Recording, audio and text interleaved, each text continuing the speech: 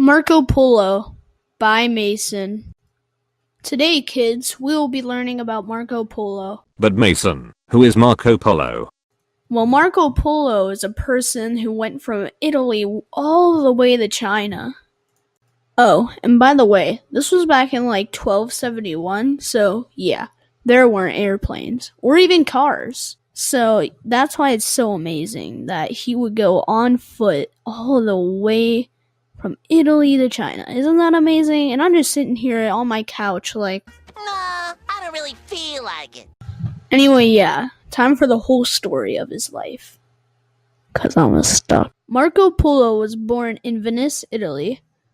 Now, his mother died when he was very, very young. His dad also left Italy to go on another trip, and he was all left alone, being raised by other people. His father and uncle, the ones who went to China before him, met this one person named Kublai Khan, who was apparently the Prince of China. So that's pretty interesting. Who asked them to go to the Pope and request that 100 European priests come to China to teach. By the way, I'm just going to throw this out there. The Polos were some of the first Europeans who traveled to China. So, yeah, that's pretty cool. So after his dad left China to get some of those priests, they requested that Marco Polo came. And, yeah, he came. When he came, it was in the year 1271, and he was 17 years of age when he left. Their destination was China, obviously, but they were heading for a certain place in China. This was the Mongol temple. This is where Kublai Khan was resting. It took them 4 years to get there.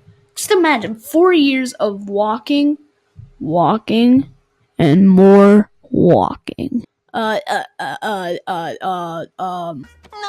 I don't really. They stayed for 17 years in China and worked as an advisor and aide to Kublai Khan. After begging, Kublai Khan finally let Marco go. And, yeah. The trip back took them 3 years. So, yeah, 3 years, not as big as 4, right?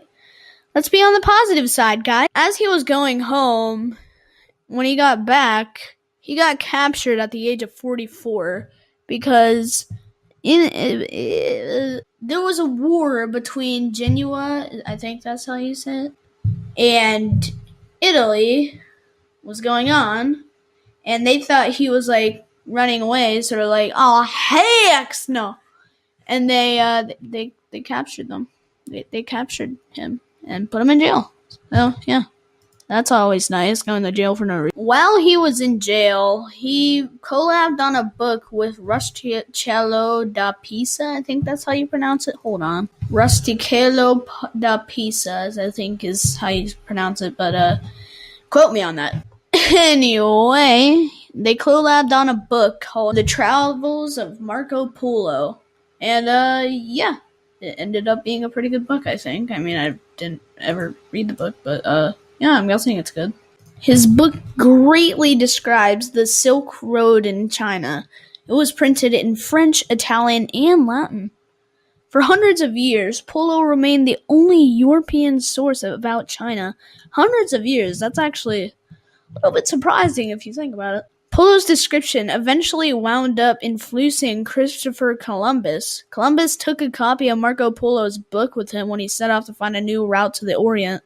Although Polo wasn't the very first European to make these travels, Marco brought back the most information and had seemingly the best experience of all the others. Marco Polo was released from prison in 1299, so that would be few years, yeah. In 1300, he married Donata Belter. I'm not sure how you pronounce that. I don't know how to pronounce anything these days. Donata and Marco Polo had 3 daughters, Belila and Fontia and Moretta. Marco Polo was also a Christian, so Christian? I'm not sure. I can't pronounce anything, man. So he believed in God. So, thumbs up. Sadly, Marco Polo became ill and doctors tried to heal him, but they were not successful, and he sadly passed away. He lived until the age of 69, although it was just a few months short of 70 at his death on January 8th, 1324. He is buried in the church of San Lorenzo.